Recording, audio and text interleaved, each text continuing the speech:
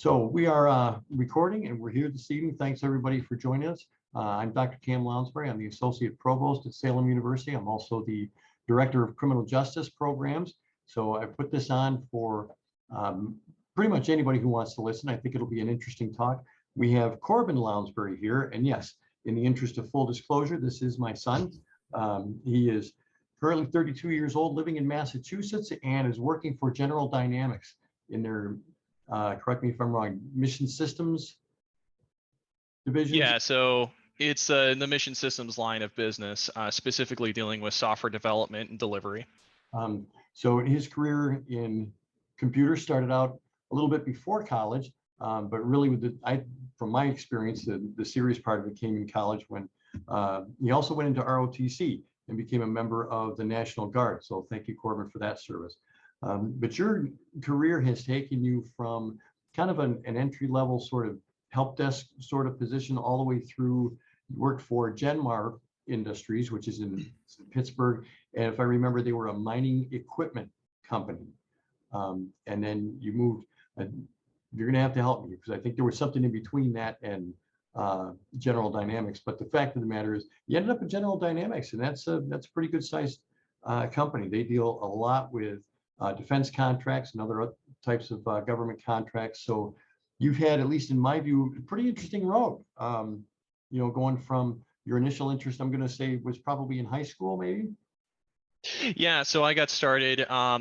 The high school that I went to had a computer maintenance class, so it was really entry-level skill stuff. So we learned back in the day it was DOS, but even then that was kind of an aged system when I started learning it. But it would showed where we could. We built a lot of the early skill sets, and then it progressed on into the goal of that class was to come out with what was called your Comptia A+ certification, which the school would and did for me fund for me and one other person of the graduating class, and he got his too, if I remember correctly. So is that the point at which you really kind of cemented your interest in computers? What was it that bit you? It was fun. I mean, like a lot of kids, they find out that they like video games pretty early, and then you spend enough time in front of a computer playing video games, and you start to do other things, learning about it. Your games don't work, you have to figure out why, and you do a little bit of troubleshooting. So yeah, it just sort of progressed from there. But and you'd always kind of had a curious mind, you know what I mean? And I remember, Sure. Being the kind of kid that liked to take things apart and see what was inside of them and all of that sort of thing. So, I mean, was it kind of a firm progression from there? When was it that I think that you decided this is it, this is what I want to do, this is my thing? I guess college helped. So I got out of school, I got out of high school, I went to college, I went with a computer science degree, and went progressing into that. While I was there, I guess I got my first, what I would consider my first real job. It was a work study job. I kind of helping out the sysadmin there, systems admin, doing PC rebuilds and stuff like that. Mostly to give away to charity organizations. That's what our university did with all the old computer equipment. He stopped doing the work study program. I went over just to the university help desk, and from there, I think I was there until I graduated. So would you have called that some pretty good experience to get your fingers dirty with? I mean, was that Sure, yeah. Yeah, especially a lot of people that start out in IT and tech in general, especially start out in roles similar to that, where they're doing customer service facing entry level roles. So being able to do that right there on campus was really beneficial for me.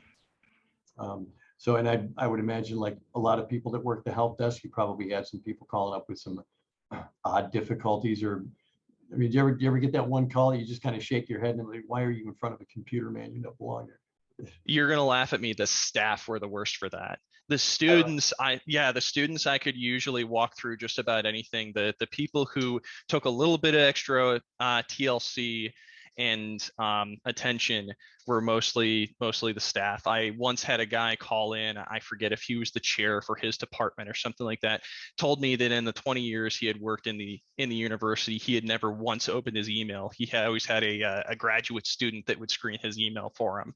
Well, he'd never touched it. Nope, nope. And for some reason, I think they took away his grad student, or they had to leave early or something like that, and he had to get into his email for the first time while he was trying to get a new one. Dude, you were on your own with that, right? Pretty much. So you mentioned the grad student. I had this vision of a guy who had 20 years worth of emails sitting out there that had never been touched. But so expand a little bit on your college experience. Were there any specific challenges? I mean, did you find the courses easy? And I should mention too that you were doing this at the same time that you were going through ROTC, which, and I could be wrong if any of the listeners are currently students on ground here and are athletes, but tell me about the challenge of balancing that time between schoolwork, ROTC, and trying to have some kind of life. Yeah, it was pretty similar. I held some similarities to some of the groups, the athlete groups that we had. Some were a little bit more lenient compared to us than others. I think the football team had it the worst. But I mean, yeah, we had time that we had to spend on our own to do things. We had stuff outside of classes, so it added an extra challenge that I was the only one in my program, in the computer science program, in my year group, going through ROTC. So it wasn't something I could really commiserate with a peer. A lot of the other folks were going for other degrees, business, criminal justice. There were some people that were doing medically focused tracks, and I don't know how they survived it, but they did. But yeah, it added its own challenges because it's another extracurricular activity that requires a commitment. And then at some point, of course, you layered that work study job on top of that, and Yep. I can only imagine it got a little thicker. Yeah. Yeah. So we kind of progressed then to the work that was Genmar was your first job. Yeah, so that would be Genmar Corporation was like a mid-sized company. We had about 1,500 employees by the time I left. They do what did they call it? Ground control engineering. So that boils down to the stuff that supports tunnels. Their main industry was supporting underground mining. And then, at least while I was there, they were also trying to move into the civil market. So thinking regular bridges and tunnels. But yeah, that was the first company. I was there for 4.5 years. So, but you had, as I remember, you had some pretty interesting experiences there as well. You began traveling, and there are two things. One of them, I can't remember why you went there, but you went somewhere, and I think you set up some type of fairly sizable network or something like that. Do you remember what I'm talking about? There was one where we took a Poland office, and they were originally standalone, with kind of a degraded connection back to corporate. So that might be what you're thinking of. I was in Poland for a week. That was really cool. I would love to go back to Poland, not on on a personal, not business related. And then there was another where we took another acquisition in South America, in Chile. Where their email was still separate from our corporate email. So they wanted somebody on ground. At that time, my Spanish was passable. I would put myself in an above average tourist, but it was one of those, at least a half decent amount of Spanish, you're our guy to go. So it was kind of a cool experience there too. Yeah. And for full disclosure, not a good Spanish speaker anymore. I'm very out of practice. Yeah, my Spanish is pretty well gone too. But I think you went up to Canada for a little bit. Yeah, we do some shorter stints to Canada, mostly to our Saskatoon, which is like the Great White North. If you want to think Game of Thrones, that's probably where they could have done alternate scenes at the Wall. So a little bit of snow here and there, that kind of thing. I think when I was there, we were in the -20s in the morning. Did you try the coffee experiment where you walk outside, toss your coffee in the air? No, I did not want to spend any time outside. It was barren and windy. Um, so, and so did your career was it right from Genmar? It seems to me there was something in between Genmar and General Dynamics. There was Wesco International. So Genmar was also one of the first and so far only company, knock on wood, that laid me off. Like I said, they supported the American coal industry, and about that time, that started to not do so well in the business terms. They couldn't pivot away to civil engineering quickly enough to retain employees. So I sat through several rounds of layoffs, and finally my number was up. But fairly quickly, I think my director at the time, because he hooked me up with a staffing organization that got me a job within, I think, a couple weeks, and that was at Wesco International. They're like a middleman organization between manufacturing companies and businesses. They do a lot of electrical supply as their big thing. But again, mostly business to business. But there I was working as a system administrator and specializing in enterprise backups and disaster recovery. So in just the span of maybe, after college anyway, 4.5 years, you end up as a system administrator. You go from help desk to system administrator. I mean, that pretty quick, or would you call that average? I guess it kind of depends. I mean, I was based in Pittsburgh, which is pretty dense for technical jobs. There's a lot of big name companies that either have branches there or are headquartered there. There are a lot of, even just medium large size businesses as well, and all of those folks need some sort of IT support. So for that sort of thing, it's kind of a target rich environment. It wasn't a matter of when I would land something, or if I would land something, it was when. But yeah, and it's one of those. The other part of it too, the rise from help desk to system administrator, it can be pretty common for people who enjoy what they're doing, but also want to progress. So it's not that I didn't like whatever role I was in, but I was always looking forward to, how can I position myself or looking around and seeing what my peers are doing, seeing where I could progress into. So I won't say that I got restless fairly quickly, but I always kept my mind open to what I could be doing. And that leads me into something I definitely wanted to get to, is that every time you and I talked about, how things were going and all that sort of thing, you always seem to mention the next thing. And a lot of times this ended up being a conversation about the next certification. Would you call that accurate? Yeah, there was a time when I was trying to get out of Genmar into a system administrator job. There was a time where I was studying for certifications, and then I was able to get one without the certifications. But I think that more so it was just the learning aspect of it. I mean, certifications do bear a little bit of weight, but it's the knowledge and especially the experience that can be very helpful. So you'll see a lot of places will put a value on a certification or experience. And we'll kind of keep going in that sort of vein as we move. You went from Wesco to General Dynamics. Correct. Yep. So again, it's General Dynamics is such a well-known name, I think, in a lot of circles. So tell me about your first entry into General Dynamics. What were you doing? So I know there's certain things you can't talk about because I think that was the strangest thing, is that you had to go back and get a clearance. Well, and through so one of the things is all officers, to my knowledge, all officers have to have a baseline secret clearance in order to be officers. So even though I was a National Guard officer part-time, I am still an officer. I'm still required to have at least a secret clearance, no matter what I'm doing, even if your HR officers have a similar clearance as your movement and maneuver folks.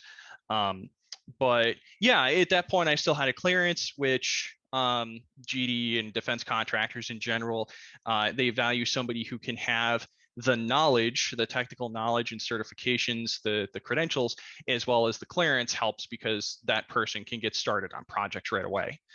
So my first entry role into GDMS, General Dynamics Mission Systems, was system admin specifically for what are called classified enclaves. So these are air-gapped systems that are held to a much higher standard than most business production systems. So typically better hardened, better protected, and way more governed. Okay, and I definitely want to visit that again a little bit later when we start talking specifically about cybersecurity. But you've held I don't know how many positions now with General Dynamics. You've kind of moved around there, and I want to say again that was the function of your wanting to make sure you were fresh. Am I right? You know, getting that next set of skills. Yeah, one of the downsides. So working in any place that requires a clearance is great because well, a couple different things. It's very hard to outsource.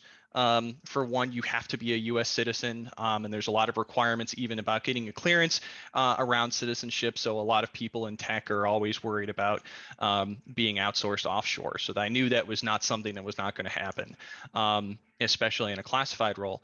But the downside to that is you're usually working on legacy equipment. When defense contractors and things like that, they'll put something together, they'll deliver it. It's usually cutting edge at the time, but it's got to be maintained as long as it's being used by whoever the customer is. So if they deliver this widget and it starts being used by U.S. forces, even 10 years later, 20 years later, if that widget is still in use, that company is usually under some sort of agreement to maintain it, even if they can't get the resources like they used to be able to before. There's still a requirement, an obligation to maintain stuff. So you end up working on some legacy stuff, and kind of rarely you'll get the opportunity to put something cutting edge together.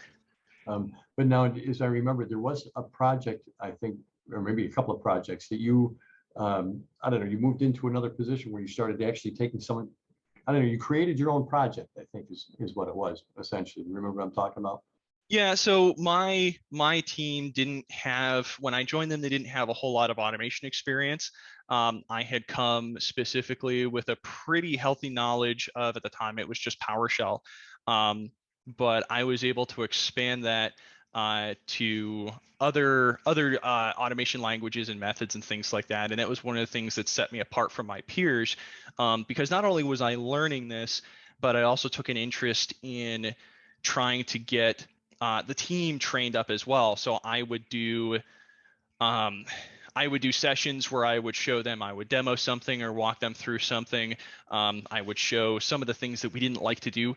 System hardening is one of the more tedious tasks. You can either do it by hand, or there are automation tools, for example, that'll do it for you. You don't have to do a whole lot. What's system hardening? So it would be protecting, specifically configuring and setting up a system to protect it from exploiter attack. So even things as simple as enforcing a password, making sure the firewall is on, things like that. Last time I looked at a security checklist, I think Windows had something in the amount of 250 items before it was considered. And some of those items had subtasks. So if you think about that, trying to do that by hand, and that's per system. So if you think about, let's say, how many systems are in the university, that includes your desktop PC and lab PCs, things like that. Trying to do a 200 some odd checklist per PC would get pretty tedious and would take a lot of time. So I was able to, in with the help of peers, set up these automation tasks that we could complete to the standard, to somebody else's standard, not our own, and saved us a lot of time. We were able to do other things, work we need to catch up on. For me, it was more automation. I guess I kind of got bit by the automation bug in that role. Before we move too far ahead, if anybody has questions, if you're on with your PC and you happen to see down in the bottom middle of your screen that chat button there, if you want throw some questions in the chat. We'd be happy to try to address those as we go on. But so you moved from, I think one of your roles, you were kind of the, I hate to say den mother, but it was like almost like you were the IT sort of overseer of a set of labs. Is that? Yeah. So the way that our team rolled was we would have, I mean, I guess we were a team in that we all had similar roles, but each one of us was essentially assigned a program, whatever it was, and the infrastructure assets to that program. So some of us, our programs would be fairly small. Let's say maybe like a couple of desktop PCs running Windows or Linux, something like that. And then some could be fairly large. The one that I left was ended up being fairly large. We had 60-ish desktop machines, as well as a pretty robust virtualization backend, stuff that would rival even like medium-sized businesses. So it really, and that's where you kind of, that's where you could make a name for yourself, because I know when I left that role, nobody wanted that program because it was a pretty strong undertaking for anyone to just walk in and try to take. So it's being willing to take those challenges. And it's not saying that you have to do it yourself, but you're still responsible for it. So I remember I got a lot of help from peers. I got a lot of help from other engineers and things like that. I certainly did not handle it on my own solely, but I knew when and where to ask for help. Okay, so let's shift gears just a little bit into the cybersecurity aspect of what you do. How heavily involved would you say you were during your career on that end of things? So it started out fairly light. I mean, when I was working support at Genmar, I would be part of certain things. There would be things that I would, I don't know, I would investigate like password incidents and things like that. And then when I moved into Wesco, part of disaster recovery is cybersecurity.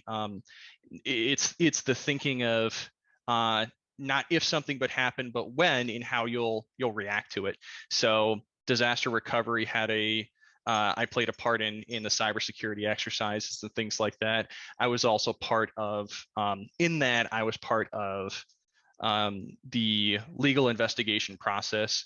So I was part of pulling logs and records and things like that when they were requested by legal or HR. So yeah, that's one warning I'll give to anybody going to any sort of professional organization is, don't be doing shady stuff on your PC, because anybody with a halfway decent skill set will see. Best just to leave the personal stuff off as much as you can. But and then now going into the secure enclaves, I mean, that was a big thing. That was probably, I would say, 60% of our job was dealing in the cybersecurity realm in some sort of fashion, mostly with system hardening and compliance. It's with an air gap system, it's very unlikely to have the usual attacks that like a business on the net would see. But a lot of it was preparedness, documentation, and compliance. And you mentioned that term once before. Did you say air gap? Air gap? Right, meaning it's in a literal sense, it means that between the connection to the outside world and whatever it is we call them enclaves, there is air in between, meaning there's nothing connecting. So these were internal networks that had zero connection to the outside world. Okay. And how is that different from your experience at Genmar to going to General Dynamics? Well, the lack of internet sucks. There's a lot that you have to do. You either have to write down processes and troubleshooting steps and things like that, or different commands. I used to carry around like a cheat sheet because at the time that was the first job where I would get introduced to Linux. So I had a Linux cheat sheet. So I mean that's usually the biggest and most glaring challenge is you don't have the internet to help you. Trying to update machines was tedious. Even with some of the automation steps that we put together, it was still, you still had to physically walk in with new updates, and do that. Same thing with any new software installs. There's no just going out and something as simple as a web browser, going out to Firefox or Chrome, getting the latest one. You had to get it, download it, walk it in, have it scanned for compliance and all that. So So yeah, good. I was just going to say, so would you say that at least in your section of General Dynamics, then you were like completely cut off from the internet? I mean, I'm assuming was there no way to hack into that? Was that by design, I'm assuming? Oh yeah, and that's pretty typical of any sensitive, even just not classified. If you have something sensitive, it's going to be air gapped from the network. I'll even say like the check printing. When I say check, I mean like paper checks you would pay suppliers or people with. When I was at Wesco, which was not a government contractor, not in any sort of um, cleared facility, they wanted their physical check printing process to be air gapped, because you were quite literally printing company money.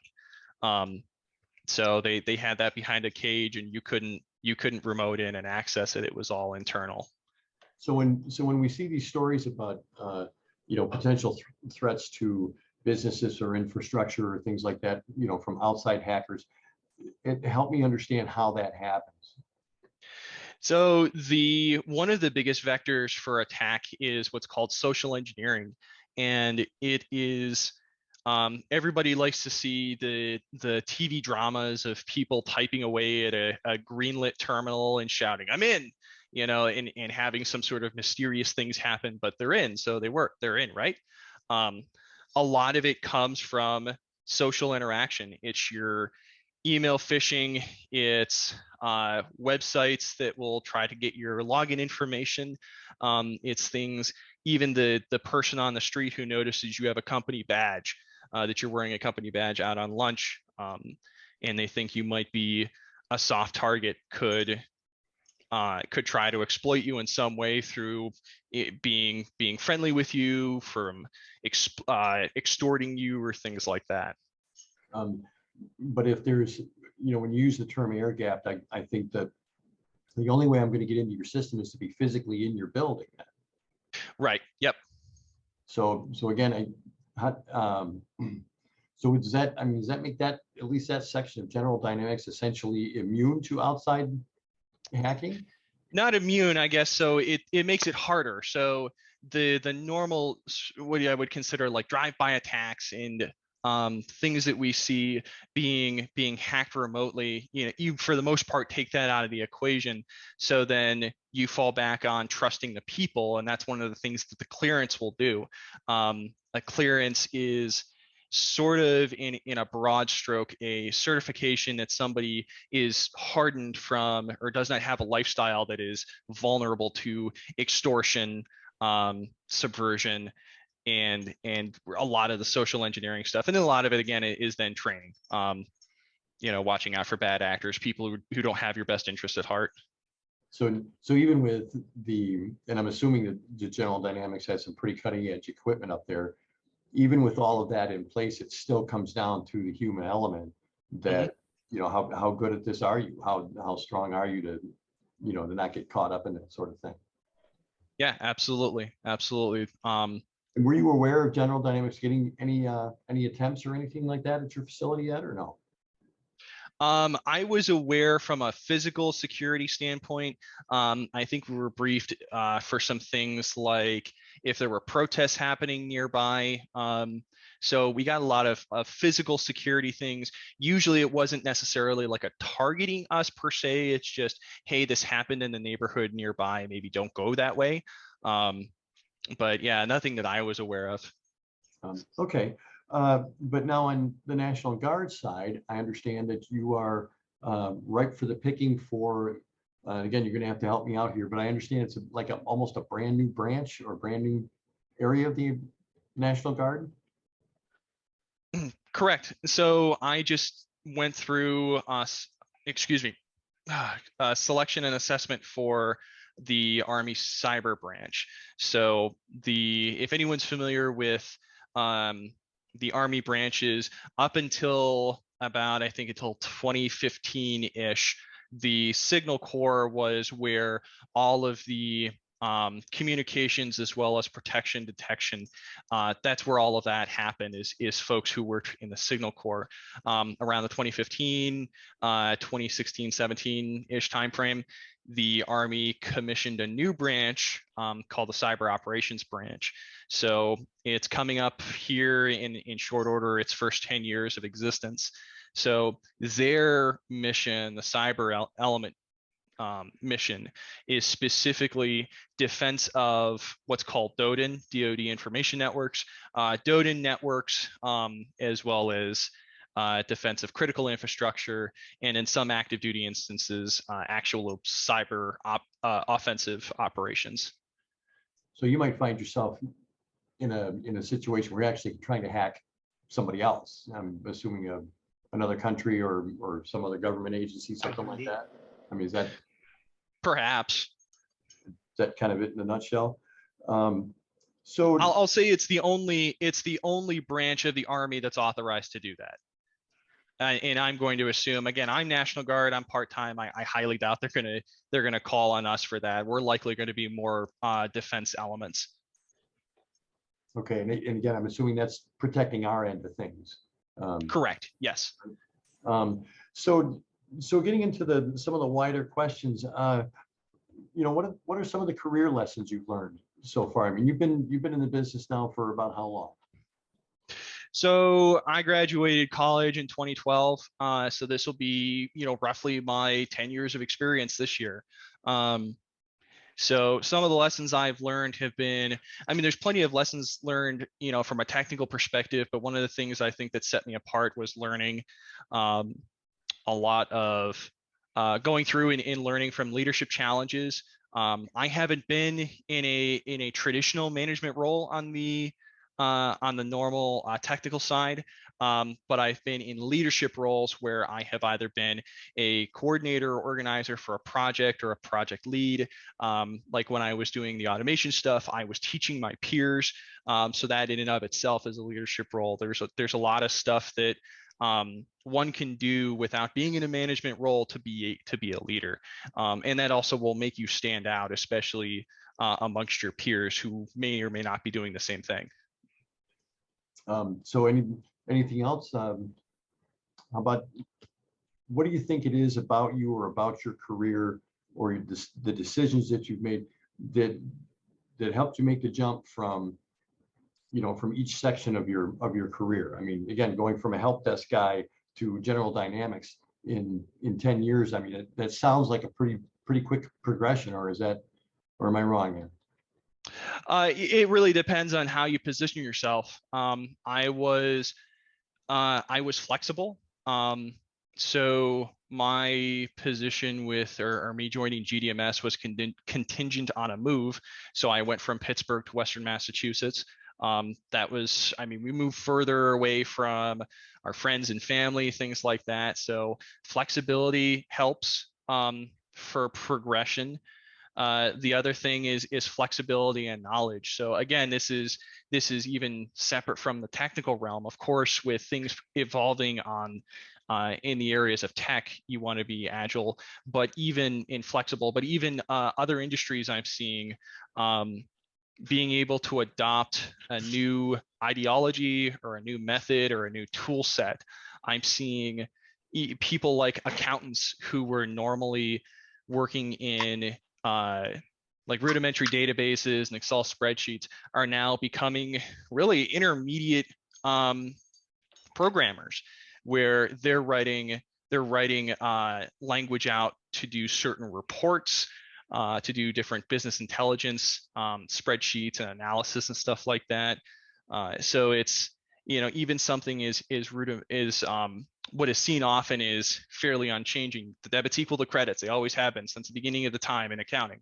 But learning to do that with different tools is what's setting a lot of people apart. So no matter what your industry is, look for those areas that are evolving and try to evolve with it, because you'll watch the ones that resist it typically don't have the same progression opportunities. Okay. And just very quickly before we ask if anybody has questions, we talked about certifications a couple of times during this discussion. They a big deal? Is that From a technical realm, it depends. So there are some that are required depending on what the position is. Typically, if you're working IT for a government or military organization, you have to have what's called an IAT, Information Assurance Technician Level 2 certification. The most common one you get is Comptia Security Plus. So in order for me to hold the job that I held when I was working for classified enclaves, I had to get and maintain a Security Plus certification. There are others that are there to demonstrate knowledge. So think about your vendor certifications where you get certified on, let's say, Microsoft products, Red Hat Linux products. There are others out there that show your knowledge in theory or ideology. So thinking Security Plus is kind of like that. There's a lot of theory with that. ITIL, what's another one? Scrum Master, any of the Scrum certifications, PMP. So a lot of the more project management and leadership type stuff. So it can be something that can help you. But I see also lots of criticism for folks that go out and get the certification with the misconception that that's all they need to do is have their certification. There's a foundation of knowledge you're expected to also demonstrate, and even maybe some experience you're expected to have with the certification. So it's not just a matter of getting a whole stack of certifications. That's all great, but can you do the work? Yeah, I mean, it's impressive when you see somebody come across with, a stack of certifications, some of which are fairly difficult to get. But if their work history is a little light, I guess that paints sort of a conflicting picture. Yeah. So at this point, I think I'll open it up. If anybody has any questions, it'd be great if you could tap them into the chat, maybe, if there's anything on your mind we haven't covered. I'm sure there's a lot of things Corbin's probably done that I've missed. But if anybody has questions, let us know. That's tough to even answer right now. I'm sorry, Jonah. Did you have a question, Jonah? Oh, I'm speaking. I'm so sorry. Actually, yes, I do have a question, if you can hear me. Yeah, you're live. Okay, awesome. So how long typically would you say you had to devote time to get your certification? What were the steps needed for you to do all of the certification and maintain it for the security aspect? So I'll speak to Security Plus because I'm kind of light on the certification realm as well. There are some that I'm currently working towards, and there's some that I've gone and gotten the knowledge but never pursued the cert. So Security Plus, I was fortunate when I joined GDMS. They had the budget and ability to put me through training. So some of it I started doing on my own. Security Plus, in my opinion, is one of the more attainable for somebody who's trying to get into the cybersecurity realm. I think it's a good base level knowledge. It doesn't get too deep in the technical weeds. Even a lot of people, I would say, I went to what was called a boot camp. So it was me and I think 6 or 8 other people from wherever came together for essentially a class. It was a week-long class. And there were people there who were not in technically focused jobs, but their jobs required them to have it. And just paying attention and absorbing the material, doing stuff on your own. The boot camp alone was likely not going to be enough for me. I had to do stuff, studying and testing on my own. So from start to finish, I think I started studying for Sec Plus specifically, having like a limited working knowledge and going from there to getting my cert was around 3 months, and that included the week-long boot camp. Yeah. So, and again, this is Sec Plus, which it's not too easy. It's not a throwaway, but it's not terribly difficult either. It's meant to give you and demonstrate a base level of knowledge. There are lots of certs that go way beyond that. With what I'm doing now, I'm going for what's called the Certified Information System Security Professional, CISSP cert. So I've talked to some of my mentors that have the CISSP and who have also done the Sec Plus. And the metaphor that usually gets fed to me is Sec Plus is a mile wide and an inch deep, whereas the CISP is a mile wide and a mile deep. So you're going way beyond the baseline, the baseline knowledge that you got doing in learning the Sec Plus stuff. And there's tons of them out there. The CISP is more generally focused. There's cloud focused ones. There's Linux, Cisco, Microsoft. There's anybody who and everybody typically has their own certification process. So in other words, there's different areas where you could get your expertise in, and you can go down that path and just stay with it, or become, as I say, jack of all trades. You could put your foot in the door for each one, I guess. Yeah, it's good to have a good base knowledge. So what used to be good for jack of all trades is now becoming harder to do as the tools and the knowledge become more broad. It's a lot harder to do that with the introduction of the cloud, with the introduction of massive networks and the cybersecurity threats that they face. So I would say get a good working knowledge of just about anything you want, and also that's a good way to when you start learning things, you might latch on to something that, hey, I really like this and I want to continue and specialize in this, or at least have a better than, an ankle deep understanding of it. So yeah, I will also warn, especially for tech people, try to go through a slew of training and certifications. You'll easily burn yourself out if you try to do that. Go with what you think your career path is going to be. Okay. All right, so I got one more question when you were talking about it earlier. How long would you say it would take, let's just say, since right now I'm in Salem University, to go for cybersecurity because I really want to jump into this career because I love computers. I wanted to do another course, but unfortunately that boat has sailed.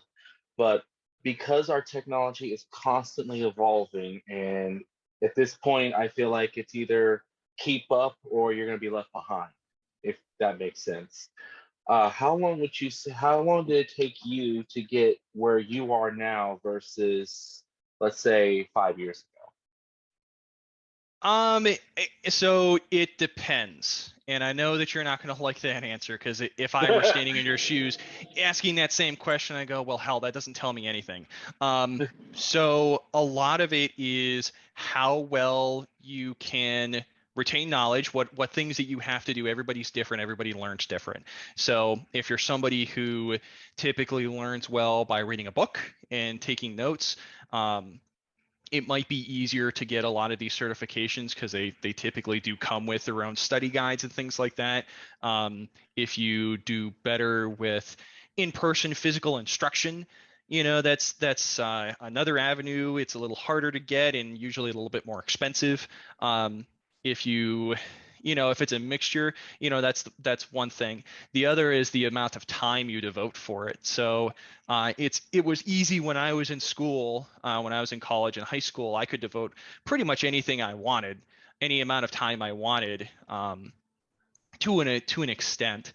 But now that I'm working in the professional field, I have a family of my own, I have other obligations. It's a little harder to do. So it's all about being able to, or a lot of it's about being able to devote the time.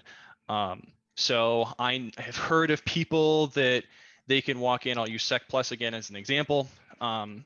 They can walk into a Sec Plus test after reading the book and taking some online tests and flashcards, and they'll do just fine.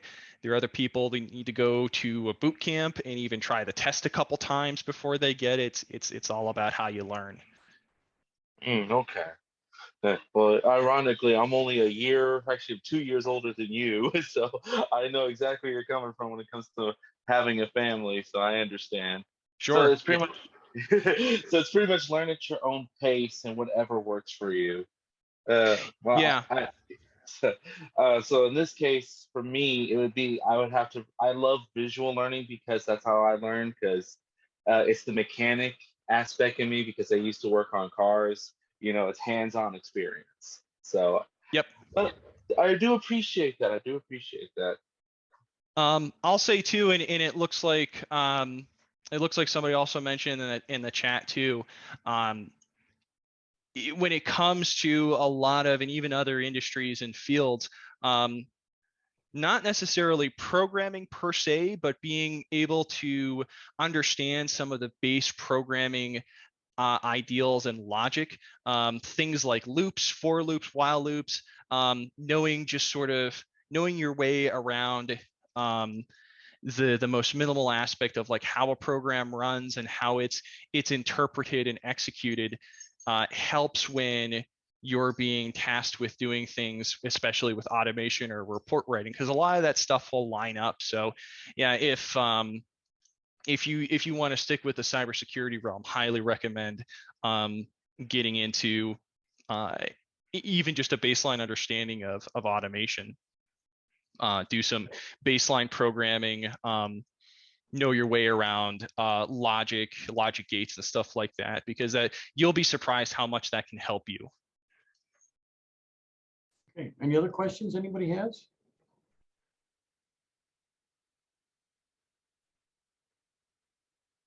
Okay, I think we're all good. Thank you very much, Corbin, for joining us tonight. I'm glad everybody was able to log in and have a chance to get some benefit out of what you've been through in the last couple of 10 years. And again, thanks everybody for joining us, and I appreciate the time.